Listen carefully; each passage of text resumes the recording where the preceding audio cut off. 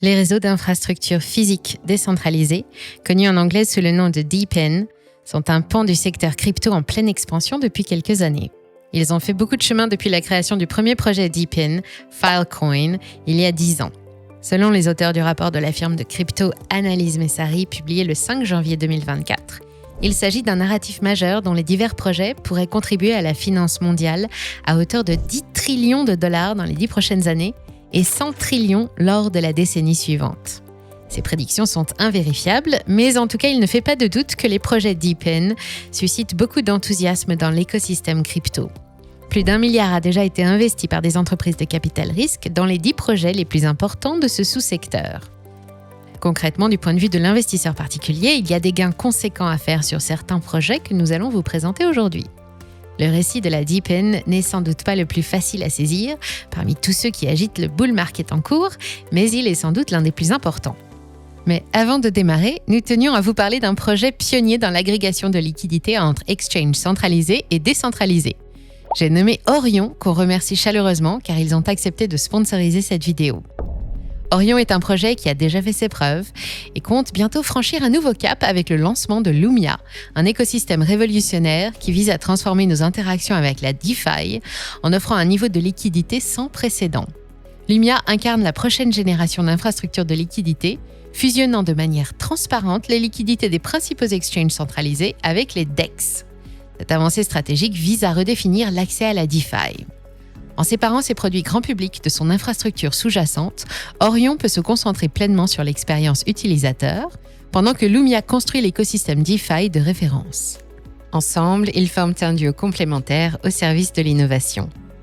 La mission de Lumia est ambitieuse. Devenir la référence en matière de liquidité pour les dApps, les DEX, les SEX et toute entreprise nécessitant des liquidités fiables et profondes. Lumia récompense tous les acteurs de son réseau, des fournisseurs de liquidités aux participants à sa gouvernance, à travers son jeton d'utilité Lumia. C'est un nouveau paradigme où la valeur est partagée de manière décentralisée.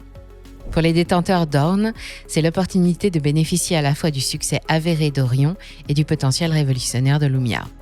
Pour plus de détails sur Lumia et son potentiel, cliquez sur le lien en description pour aller plus loin. L'une des promesses de la DePIN est de permettre au secteur crypto de couper court aux critiques qui l'ont accusé, souvent à raison, de fonctionner en vase clos.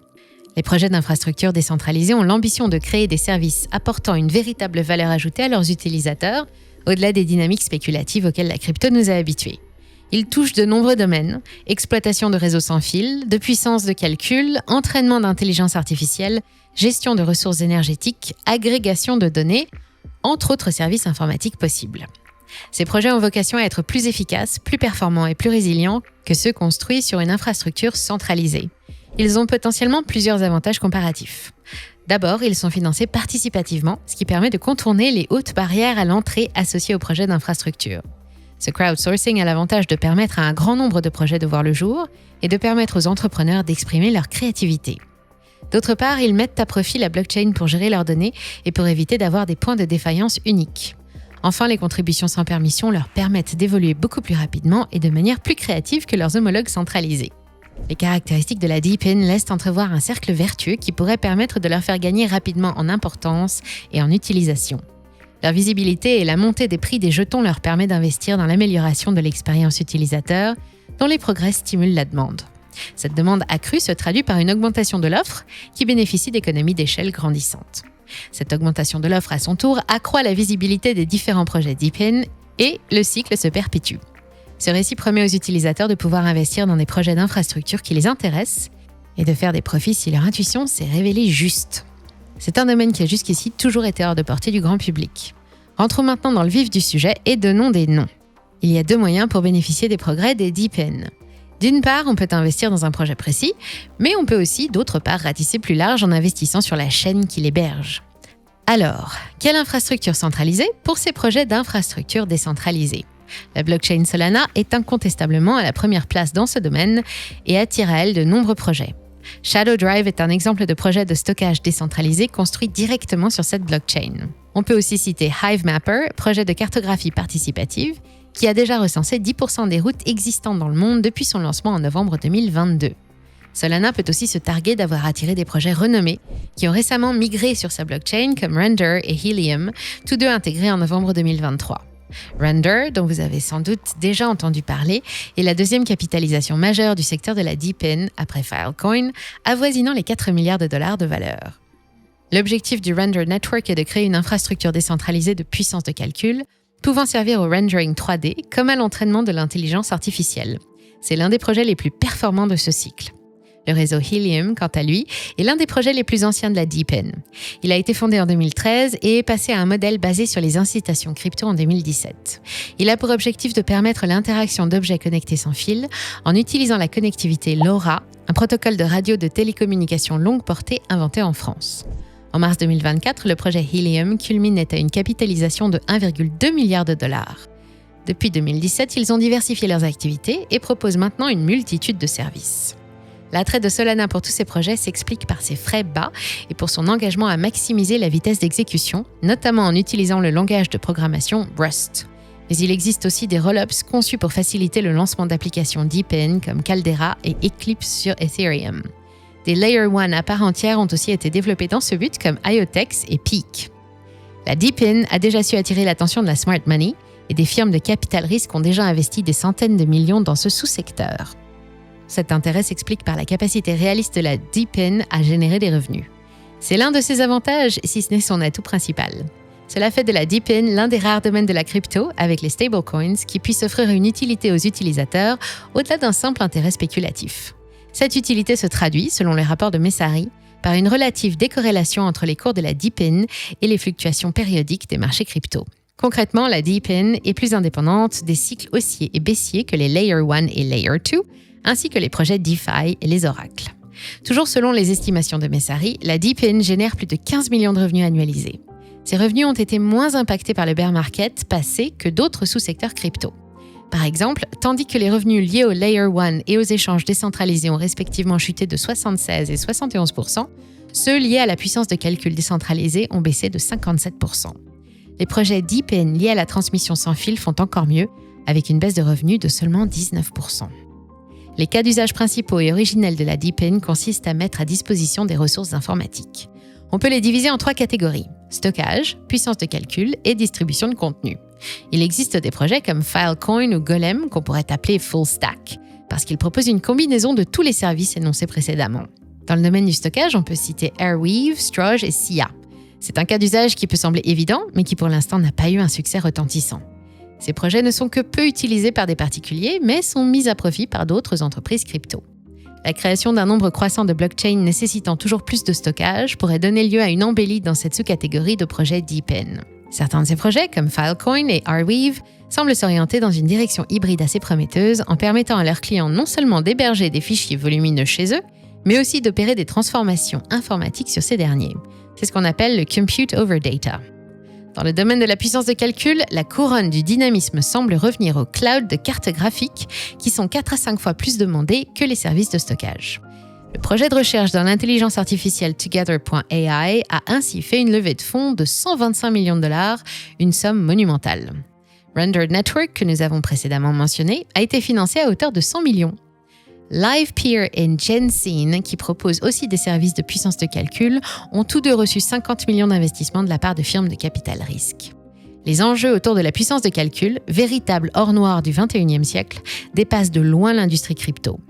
Le fait que la capitalisation boursière totale de Nvidia ait récemment dépassé celle d'Amazon est symptomatique de la réalisation progressive du rôle que cette commodité va être amenée à jouer dans les années à venir.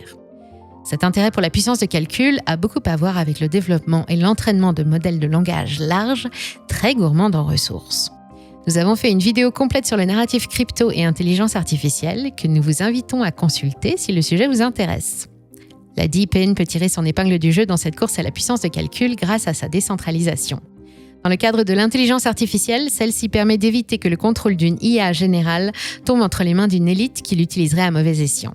Le projet Bit'nSoar, qui propose un nombre croissant de services liés à l'intelligence artificielle, va résolument dans cette direction. D'autre part, la DePIN a le potentiel de réduire les tensions géopolitiques qui existent entre les États-Unis et la Chine au sujet de Taïwan et de sa production de matériel informatique. Ce pays produit plus de 63% des semi-conducteurs mondiaux et on peut retrouver ces produits taïwanais dans 92% des technologies de pointe. Cette île représente donc un goulot d'étranglement pour l'informatique mondiale et la DeepIn pourrait participer à inciter la diversification géographique de cette production. La compétition devient de plus en plus rude pour les projets mettant à disposition la puissance de calcul sur le cloud. Elle les incite à baisser leur prix au maximum et à se spécialiser. IO.net propose ainsi à ses clients des services de processing parallèle. Le projet Nozana, quant à lui, est centré sur les applications liées à l'intelligence artificielle. Mentionnons enfin l'infrastructure Ether, spécialement pensée pour l'IA et le gaming. Elle a été conçue pour simplifier le travail des développeurs en facilitant le portage d'un jeu d'une plateforme à l'autre et l'accès aux alpha et bêta-testeurs à un jeu en développement. La distribution de contenu est un cas d'usage prometteur de la DeepIn qui reste encore assez peu développé. C'est pourtant un élément central d'Internet puisqu'il permet aux usagers de télécharger et de streamer le contenu qui les intéresse. Le mastodonte centralisé dans ce domaine est Cloudflare, auquel on recourt plus de 20% des sites web mondiaux et qui bénéficie d'effets de réseau. Les différents projets crypto sur cette niche doivent résoudre un challenge de taille.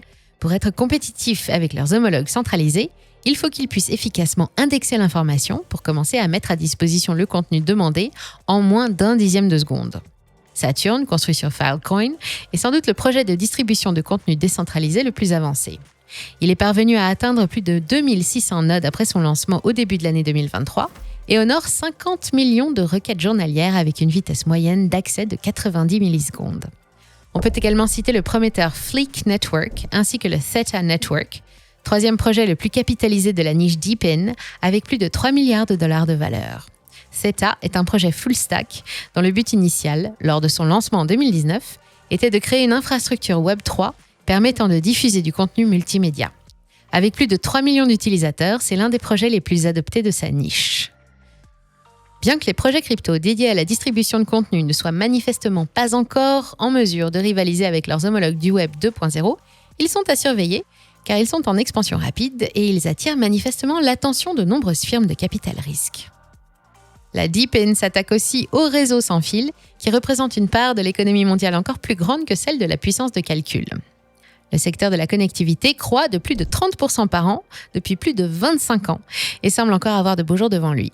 Le Wi-Fi et les réseaux mobiles comme la 3G et la 4G ont conquis le monde. Là aussi, le combat s'annonce rude car les géants des télécoms seront difficiles à concurrencer. La DeepIn a beaucoup de progrès à faire pour proposer une couverture exhaustive à ses clients, mais elle jouit de quelques avantages. Elle n'est pas cantonnée à des limites nationales comme le sont ses homologues centralisés et repose sur du hardware neutre et non propriétaire qui peut être utilisé par plusieurs réseaux. Enfin, elle permet à ses utilisateurs de passer facilement d'un service à un autre grâce aux cartes SIM virtuelles. Helium, Relay et Carrier One sont trois des acteurs majeurs qui se positionnent sur la niche DY, en français, réseau sans fil décentralisé. Ils fonctionnent peu ou prou de la même manière. Ils permettent à des particuliers d'installer une infrastructure physique pour gagner des récompenses en tokens. Ce fonctionnement a pour but d'encourager une croissance organique du réseau décentralisé. D'autres projets ambitionnent de disrupter les fournisseurs d'accès Wi-Fi, comme par exemple Andrena ou Wi-Fi Map. Le succès du projet Starlink, piloté par Elon Musk et qui n'a pas de lien avec l'industrie crypto, a montré qu'il y avait encore beaucoup de progrès à faire pour accroître la couverture Internet mondiale. C'est un marché très lacunaire car il est monopolisé par des acteurs historiques cherchant à défendre leurs propres marges plutôt que les intérêts de leurs clients. Si vous n'êtes pas convaincu de la rapacité des opérateurs mobiles, vous n'avez qu'à vous pencher sur l'histoire des guerres juridiques qu'ils ont menées contre les technologies menaçant de les disrupter, comme la voix sur IP. Helium Mobile a déjà montré que la DY pouvait être une réalité. Depuis décembre 2023, elle propose des forfaits mobiles illimités aux États-Unis pour $20 par mois. Elle fait gagner des tokens mobiles à ses clients et a une croissance rapide avec 20 000 nouveaux utilisateurs en décembre dernier. La DY est une niche bourgeonnante, mais qui se targue déjà de plus de 1,5 trillion de dollars de revenus annuels cumulés. Elle s'attaque à un secteur puissant, mais a le potentiel d'avoir une croissance parabolique si elle offre des services plus performants que ses homologues centralisés. Comme nous vous le disions en début de vidéo, le narratif des réseaux d'infrastructures physiques décentralisés est délicat à aborder, car il y a une myriade de cas d'usage possibles. Ce sous-secteur dynamique catalyse l'émergence de nouveaux projets crypto, tentant de résoudre toujours plus de nouveaux problèmes. La vente de données est l'une de ces niches qui peut se décliner de nombreuses façons. Les projets Natix et Hivemapper offrent de vous rémunérer en token si vous filmez votre environnement pour établir des cartes. GeoDNet vous propose d'installer un satellite sur votre toit pour mettre en place un réseau RTK, censé être 100 fois plus précis que le réseau GPS. Similairement, le projet WeatherXM vous permet de gagner des tokens en déployant des senseurs accumulant des données environnementales et météorologiques. Leur objectif est de concurrencer les services centralisés analogues en offrant des données plus fiables et plus granulaires à des entreprises pour qui la météo est importante. On peut par exemple prendre le cas hypothétique d'une entreprise de logistique désirant savoir si le trajet précis d'un porte-conteneur sera soumis aux caprices des éléments. Ils auraient donc besoin d'obtenir une réponse à une question très localisée et spécifique, ce que les entreprises de prédiction existantes font assez mal. Toutes les entreprises de capture de données DeepIn ne reposent pas sur l'achat de senseurs dédiés, et beaucoup de projets tentent de mettre à profit la puissance de nos smartphones. L'iPhone 14 est doté d'un grand nombre de senseurs, parmi lesquels un baromètre, un scanner LiDAR, un senseur de température et même un magnétomètre mesurant les champs magnétiques. C'est une véritable mine d'or pour les startups DeepIn et technologiques en général.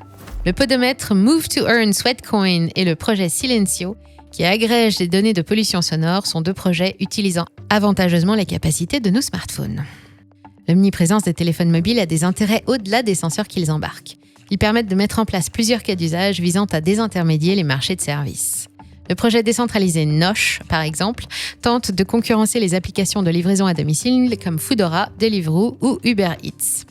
La différence fondamentale est que le modèle de Nosh est coopératif et propose de donner la gestion des conducteurs à un réseau local de restaurants. Il a pour objectif de mettre livreurs et restaurateurs directement en contact pour éviter de payer un tribut exorbitant à une entreprise intermédiaire.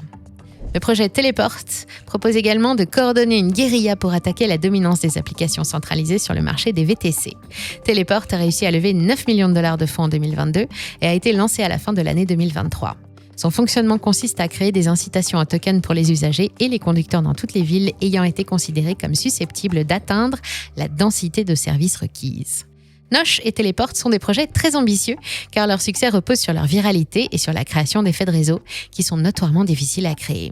On ne peut que leur souhaiter beaucoup de réussite car ils s'attaquent à un marché exploité par quelques entreprises qui gagneraient beaucoup à être décentralisées.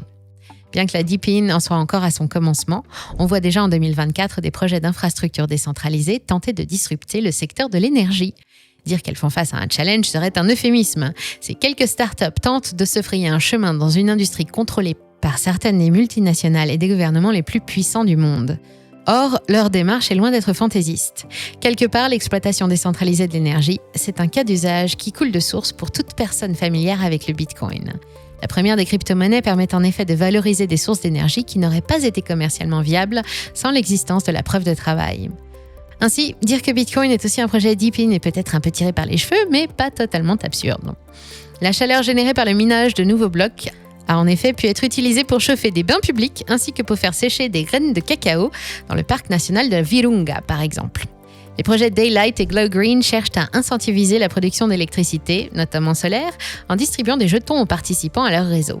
L'objectif ambitieux du projet Star Power est de créer une centrale électrique décentralisée en permettant à ses utilisateurs de bénéficier et de contribuer au réseau électrique et ainsi de créer un Internet de l'énergie. Selon eux, un tel modèle permettrait de mieux répondre à la demande et de manière plus économe, mais cela reste encore à prouver. Entheos et son système de gestion de batterie Rebel Core Controller propose d'optimiser et de décentraliser l'usage et le stockage d'énergie électrique en mettant à profit les batteries de ses utilisateurs. Il s'agit là aussi d'une idée très intéressante, mais qui doit encore faire ses preuves. Vous l'avez bien compris, beaucoup de ces systèmes n'en sont encore qu'à leur balbutiement, et il est probable que la plupart ne parviennent malheureusement pas à atteindre leurs objectifs. Mais ils présagent de manière globale d'un choc cambrien dans l'industrie de l'infrastructure mondiale. Du point de vue de l'écosystème crypto, la DeepIn nous fait entrevoir un futur dans lequel un nombre croissant d'innovations ne sont pas directement liées à la finance. Ceci est un avantage pour tous les projets DeepIn qui subiront sans doute moins de brimades de la part des régulateurs du monde entier que leurs congénères basés sur le secteur financier.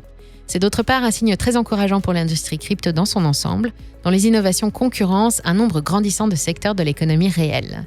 La DeepIn est un sous-secteur crypto passionnant et encore en développement. C'est pourquoi nous recommandons à ceux qui souhaiteraient investir dans les projets de cette niche de redoubler de prudence et de s'attendre à beaucoup de volatilité, de crash et de spéculation. Nous espérons que vous avez apprécié cet épisode des analyses de Money Radar Crypto consacré au réseau d'infrastructures physiques décentralisées. Nous tenons particulièrement à remercier Messari et leur rapport State of DeepIn, qui a été une source d'information utile lors de la conception de ce numéro. Pour nous soutenir, n'hésitez pas à commenter, partager, liker cette vidéo et bien sûr vous abonner. À bientôt sur Money Radar Crypto.